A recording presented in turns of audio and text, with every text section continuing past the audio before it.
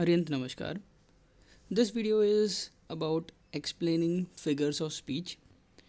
Uh, there is a disclaimer that you need to read over here. So read it out before you start watching. Uh, there is one more disclaimer. This video is not for grammarians who wants everything to be very perfectly defined grammar. This video will be only useful for those people who just want to identify the figures of speech in a given statement. तो ये exactly आपको बहुत ही technical भाषा में figures of speech नहीं बताया जाएगा.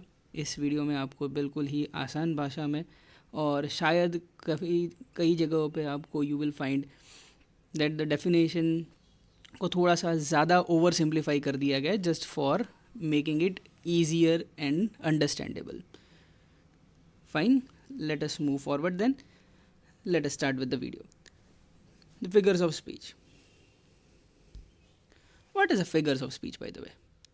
A figure of speech is something that is used to amplify the idea that you want to convey. आपको कोई चीज़ अगर किसी को बतानी है तो आप उसको अलग अलग तरीके से बता सकते हैं by using different figures of speech. इसको हिंदी में अलंकार शब्द कहा गया है. अलंकार kind of you can say वो चीज़ है जो it's kind of an ornament. अगर आप कोई किसी पार्टी में जाते हो तो without ornaments if you go it looks like very dull, but if you wear the ornaments what happens is आपकी खूबसूरती और ज़्यादा निखर जाती है. बस उसी तरीके से लिटरेचर में अगर किसी चीज़ को आपको एक्सप्रेस करना है और उसकी खूबसूरती बढ़ानी हो तो you can increase the beautifulness. You can beautify the language. Correct, you can beautify the language by using different figures of speech. Okay, let's move on and let's see how many types of figures of speech are there. So basically a figure of speech can be broadly divided in these 5 categories. Either the figure of speech can be divided on the basis of sound, the repetition of the sound, or on the basis of the resemblance, comparison, on the basis of association, using of the words, not using the word and using a word which is associated with that, then on the basis of contrast, like using opposite words and such kind of thing, and on the basis of construction, that is how the sentence has been constructed. I will not read out the names over here because any which ways we are going to cover it up in the further slides. Let's move on to the first type, based on sound. Based on sound, I have categorized or I have divided over here the figures of speech in 8 parts. Basically they are not 8, 9 भी है. जैसे fourth वाला है वो internal RAM and and RAM, उन दोनों को एक साथ ले लिया है because they can be studied together. एक बार से एक तीर से 2 निशान हो सकते हैं वहाँ पे. तो we are going to study in that way. This one slide gives you a whole summary of all this 8 figures of speech. तो बस इतने कीवर्ड्स याद रख लीजिए इससे related and you are done. But फिर भी काफ़ी बार क्या होता है हम भूल जाते हैं. तो I will try to explain you by giving some different examples so that you remember it permanently in your head. Let us see consonants first of all. So what is a consonance? Consonant का sound. Remember, it's consonant sound, not the word consonant. अब consonant क्या होता है? If you are confused about that, so let me just brief you about that. English alphabets are divided into vowels and consonants. Vowels मतलब if you remember vowels तो याद होगा A, E, I, O and U. So these are the vowels if you recall that. और इसके अलावा वाले जितने सारे अल्फ़ाबेट्स हैं they are all called as consonants. But remember it's not consonant, it's consonant sounds. So what is the difference between a consonant sound and a consonant? तो अगर आप इंडियन लैंग्वेज बोलते हो और हिंदी स्पेसिफिकली पता हो तो यू नो दैट हिंदी में स्वर और व्यंजन आते हैं. तो स्वर जो होता है अ आ ई उ ए ऐ ओ औ, दीज ऑल आर स्वर. दिस स्वर is equivalent to vowels written over here. ठीक है, तो वो वोवल साउंड मतलब वो अ आ ई उ ए ऐ औ अह. So those are the vowel sounds. उसके अलावा वाले जो भी सारे साउंड आते हैं व्यंजन वाले, क ख ग घ वाले, those are called as consonant sounds. So I hope sound का मीनिंग समझ में आया अभी कि वोवल साउंड क्या होते हैं, कॉन्सोनेंट साउंड क्या होता है. ठीक है, तो इसी को चर्चा को अब आगे बढ़ाते हुए कॉन्सोनेंट साउंड को और ज़्यादा सही से समझते हैं. तो कॉन्सोनेंट साउंड का रिपीटेशन होना, कहाँ पे रिपीटेशन होना, तो कॉन्सोनेंट साउंड का इंटरनल रिपीटेशन या एंडिंग में रिपीटेशन होना इन अ वर्ड. जैसे कि यहाँ पे एग्जांपल दे रखा है, a lumpy bumpy road, can you see over here, umpy, repetition of that sound umpy. I lost the locket in thick muck, क शब्द का रिपीटेशन आ रहा है, सो it's a consonance. Some say the world will end in fire, ड sound is getting repeated. The worm was taken by storm, ma sound is getting repeated, but notice the place where it is getting repeated. It is repeated at the end or in the middle of the word. ठीक है, तो ऐसे figures of speech को हम consonants कहेंगे. Also let us see over here, यहाँ पे मैंने एक पिक्चर दे रखा है, ब्रिक एंड क्लॉक. तो ये भी साउंड सिमिलर साउंड करते हैं, क का साउंड रिपीट हो रहा है. He struck some hard luck when his grandson Tuck asked him to read. तो दिस गाय वो पढ़ने में थोड़ा कमज़ोर था, बूढ़े इंसान थे, पढ़ाई वढ़ाई की नहीं थी. तो जब टक नाम का उसके ग्रैंडसन ने उसको बोला कि आप प्लीज़ ये रीड कीजिए बुक को, तो he struck with some hard luck because he couldn't read. Fine, तो यहाँ पे क sound is getting repeated, that's why it's a consonance. There may be some confusion regarding this कि सर ये एलिट्रेशन नहीं होता है.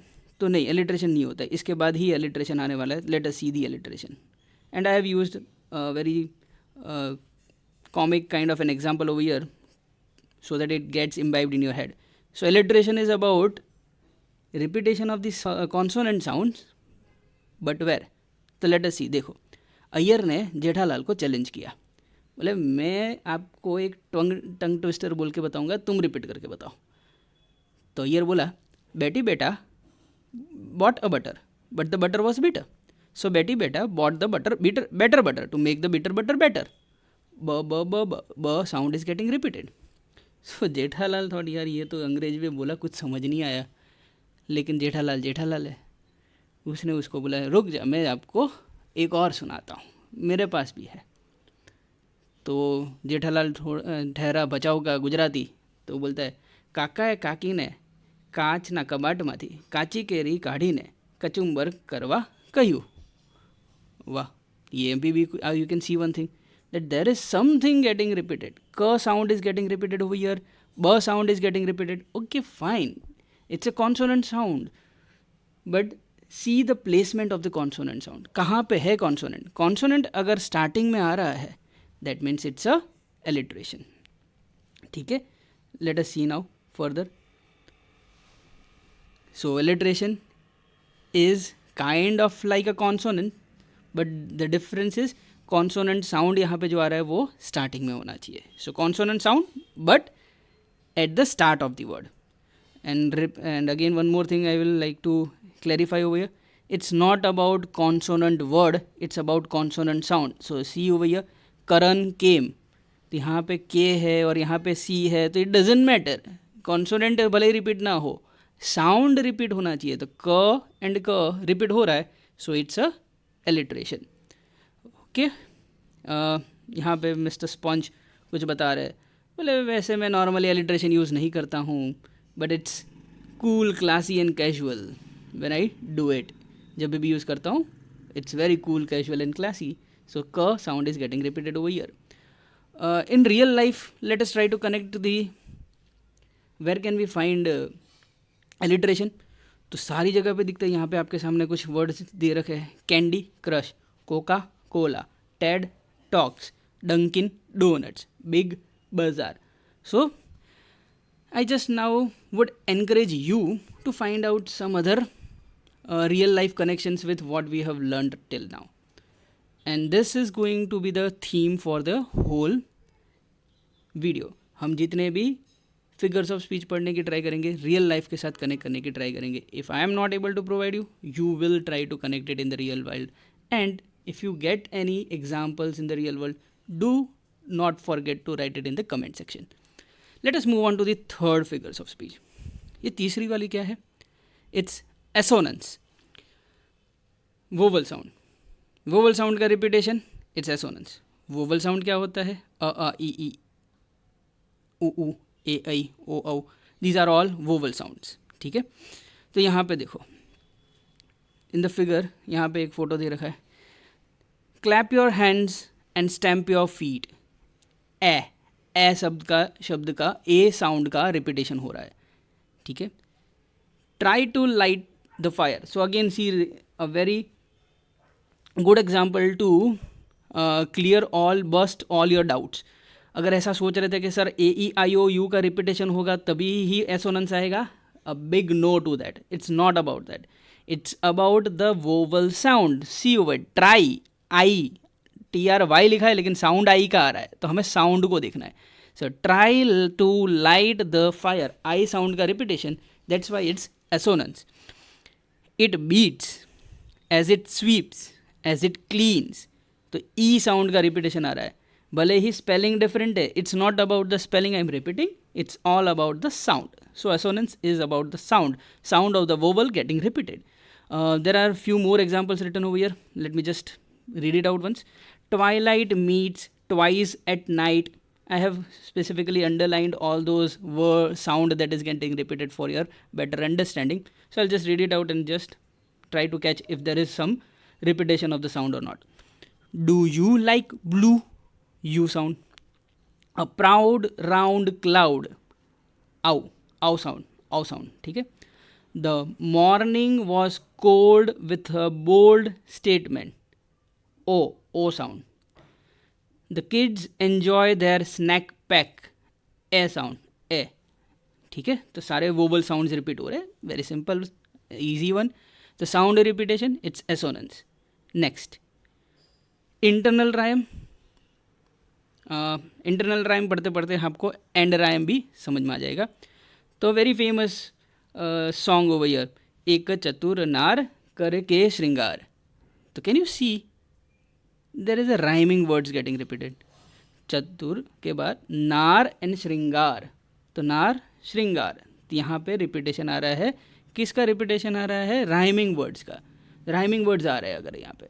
सो that's why it's called as internal rhyme. Let us see some more example to get more clarity on it.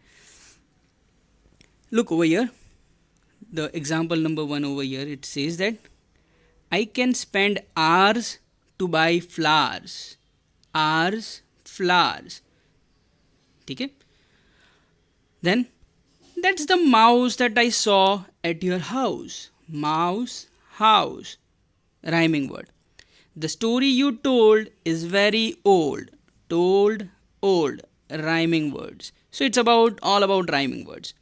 A very famous movie, Invictus. A very famous poem, Invictus, written by William Ernest Henley. One of my most favorite poems. उसके अंदर भी आपको rhyming words दिखेंगे और internal rhyme दिखेगा. As you can see over here. क्या लिखा हुआ है? It matters not how straight the gate. Matters not how straight the gate. The straight gate.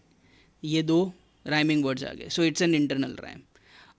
आगे कहीं पे भी कुछ internal rhyme नहीं है. It's just a very good poem, so I have just quoted it over here. It matters not how straight the gate, how charged with punishments the scrolls. I am the master of my fate. I am the captain of my soul. A very inspiring poem. I suggest you to read it once. Do watch the movie Invictus. That's also a very inspiring movie on Nelson Mandela and how he built South Africa. Next figure of speech. Again a very simple one, very most simplest of all the figures of speech that you gonna read. Repetition. नाम में ही लिखा है, repeat करना. तो अगर आपको कोई भी शब्द रिपीट होता हुआ दिखे, रिपीटेशन लिख दीजिए, सोचिए मत. रिपीटेशन देखो यहाँ पे, we will fight come what may, we will fight on all fronts, we will fight for 1,000 years, we will fight. That's it. The repetition of the word we will fight, it's bold, written in bold over here. The president said, work, work and work are the keys to success. तो 3 बार work को repeat किया गया. It's a repetition. हाँ, one of the very favourite poems of my, and also Jawaharlal Nehru की बहुत favourite poem थी. ये line बहुत ही फेमस कर दी थी जवाहरलाल नेहरू जी ने. And miles to go before I sleep, and miles to go before I sleep. So it's a poem called as walking by the woods और standing by the woods by Robert Frost. तो वो poem भी काफ़ी अच्छी है, उसको भी read कीजिएगा. उस पोएम में ये लास्ट लाइन, उसकी ये लास्ट लाइन है जहाँ पे रिपीटेशन आ रहा है, तो इट्स अ रिपीटेशन हो गया. Then there is one more sentence, one more example given here. The apartment was on the top floor. A small living room, a small dining room, a small bedroom and a bath. तो repetition. आपको क्या लगता है repetition क्यों किया जाता है? क्यों, मतलब why to repeat something? Repetition is done to create tempo. एक तरीके से किसी का अटेंशन खींचने की बात है कि यार ये बार बार एक ही चीज़ को रिपीट कर रहा है. There has to be some attention. वो हमारी इस चीज़ के लिए हमारा अटेंशन खींचने की ट्राई कर रहा होगा कोई ना कोई इस जगह पे, इसलिए बार बार उसी वर्ड को रिपीट कर रहा है. So it is to create an attention, to grab the attention of the reader. So that's why repetition is used. As I already mentioned earlier, what is figures of speech? Figure of speech is nothing but an ornament. वो एक ornament है literature का, जहाँ पे आप जिस तरीके से अपने आप को व्यक्त करते हो उस अभिव्यक्ति को और ज़्यादा सुंदर बनाने की चेष्टा होती है एक कवि के द्वारा. Anaphora. Again, it's similar to repetition. So again the repeated words, but where? But I think आप देख के बताओगे. देखो, don't bite your nails Amanda, don't hunch your shoulders Amanda. So do you see, don't repetition है, लेकिन कहाँ पे है?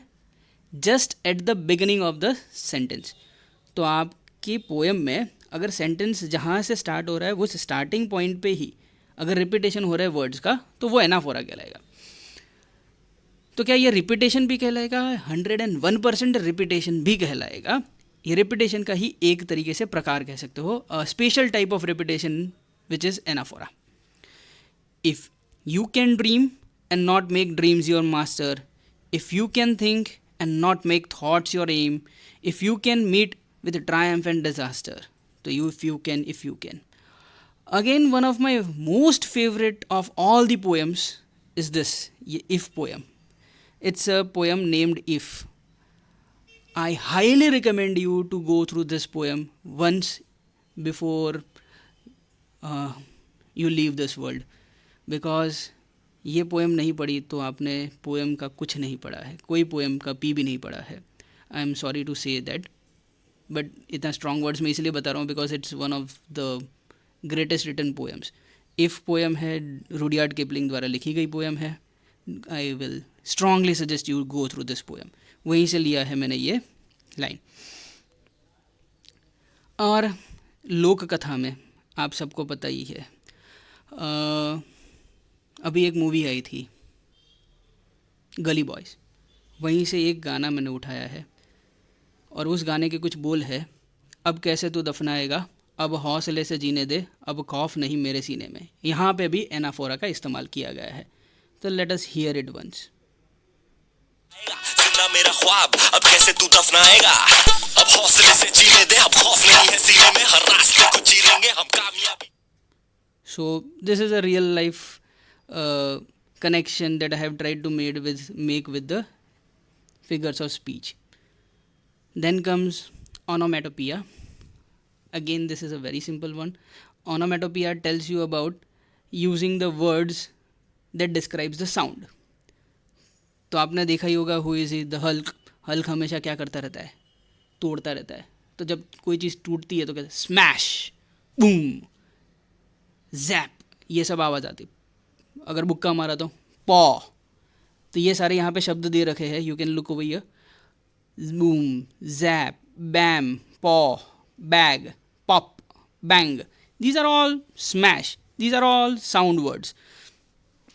And whenever you find sound words, it means it is definitely onomatopoeia. As simple as that. इससे ज़्यादा कुछ नहीं है इसमें. तो onomatopoeia के कुछ एग्जाम्पल्स यहाँ पे देते हैं. The clanging pots and pan woke the baby. तो पॉट्स और पैन की आवाज़ सुनकर, खनखनाहट सुनकर, क्लैंगिंग आवाज़ सुनकर. तो clanging is a name of the voice, name of the sound that is being created when pots and pans are getting like एक दूसरे के साथ टकरा रहे तभी. The wolves howled at the moon. तो वुल्फ जो घुर्रा तो नहीं रहा, हॉल कर रहा है, उसकी आवाज़ को हॉल कहते हैं, तो हॉलिंग कर रहा है. तो hold is a name of a sound, so it's again onomatopoeia. I like the swish of the basketball net. तो बास्केटबॉल नेट में से जब बास्केटबॉल जाता है तो आवाज़ जो आती है वो उसमें उस आवाज़ को स्विश कहा गया. तो swish is a name of a sound, that's why it's a onomatopoeia. I have given some other examples also in this picture. Just go through the picture and you will try to remember these names if it's fine. Not also compulsory to remember. आप जब read करोगे sentence तो आपको definitely समझ में आ जाएगा कि यहाँ पे साउंड का आवाज़ आ रहा है, और साउंड का आवाज़ आ रहा है तो वो ओनोमेटोपिया ही होगा. देन कम्स पन. One of the most interesting of all the figures of speech. जितने भी फिगर्स ऑफ स्पीच है उसमें सबसे इंटरेस्टिंग यही है, बिकॉज ये डबल मीनिंग होता है इसके अंदर.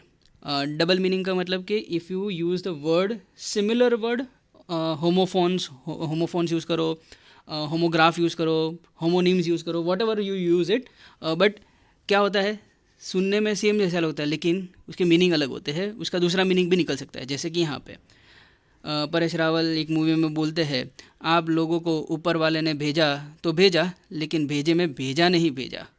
सो वन भेजा is he is talking about is the mind और the brain he is talking about, and दूसरा भेजा इज़ ऑल अबाउट सेंडिंग. तो brain and sending, there are two different entities but we are using it by the same name भेजा over. या हिंदी में मैंने connect करने की ट्राई की. Let us try to see it in the English also. ऐसे ही बहुत सारे आपको दूसरे मिल जाएंगे. जैसे कि यहाँ पे पन है, मून जो है वो सन को बोल रहा है यू आर सो ब्राइट. अब ये ब्राइट का मीनिंग दो हो सकता है, पढ़ाई लिखाई में भी ब्राइट हो सकता है और चमकदार. सो that is what he is saying over here. ये इसलिए आपको फ़ोटो में पुस्तक लेकर खड़ा हुआ दिख रहा है sun. This is one of the very funniest. The duck बोल रहा है, बार टेंडर के पास गया और बोलता है, the duck said to the bar tender put it on my bill. तो मेरा जो भी, अब put it on my bill का मतलब क्या होता है, this is a phrasal verb. तो put it on my bill का मतलब होता है कि खाते में लिख दो, मेरा जितना भी खर्चा हुआ है खाते में लिख दो.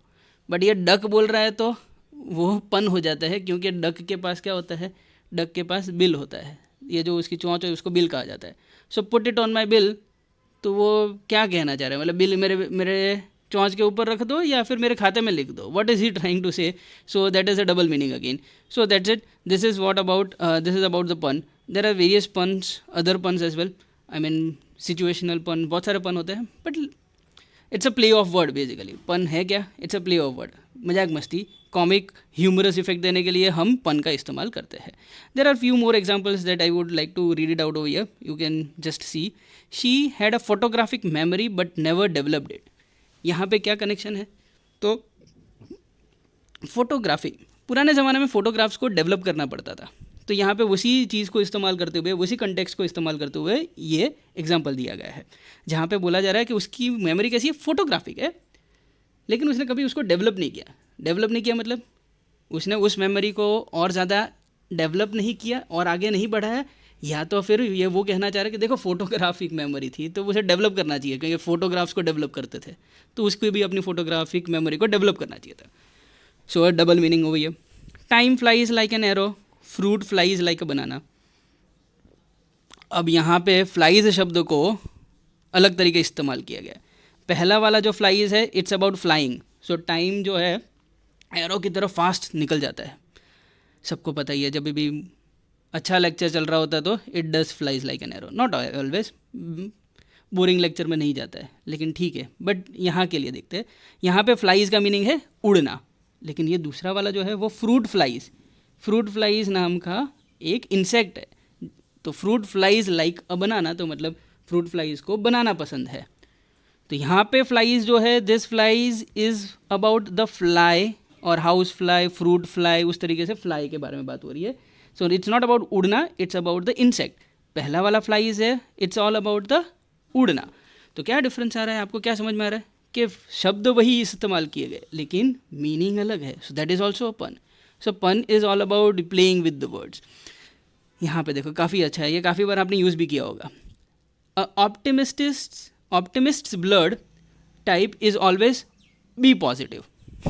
तो बी पॉजिटिव ब्लड टाइप भी होता है, और हम काफ़ी बार बोलते हैं यार ये बहुत ही ज़्यादा ऑप्टिमिस्ट बंदा है। ऑप्टिमिस्ट मतलब हमेशा पॉजिटिव थिंक करता रहता है, तो उसका ब्लड टाइप कैसा होना चाहिए, तो बी पॉजिटिव।